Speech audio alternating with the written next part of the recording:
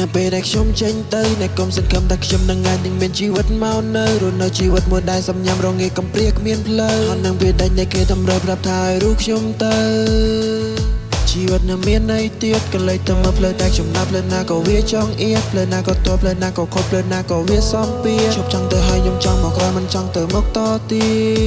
តជីវិតនៅសល់លេខខ្លាញ់ខ្ញុំប្រាប់ខ្លួនឯងឲ្យដើរទៅមុខព្រមមានរឿងធ្វើច្រើនណាស់ពេលខ្លះខូចចិត្តអង្គុយម្នាក់ឯងចង់ដេកមិនឲ្យគេដាស់ជប់ចង់បានលុយខ្ញុំស្អប់ទៅរួចគឺខ្ញុំក៏តូចនោះចាថាជីវិតនេះសែនពិបាករស់នៅដូចជាជនកំសាធ្វើការមិនដែលបានសម្រានិយាយទៅជីវិតសែនការរស់នៅបានត្រឹមចង់អាត្មារលុយមិនបានជួយគ្រួសារក៏ច្រើនចង់បាញ់ចប់សង្ខាររស់នៅនាំតែចិត្តឈឺផ្សា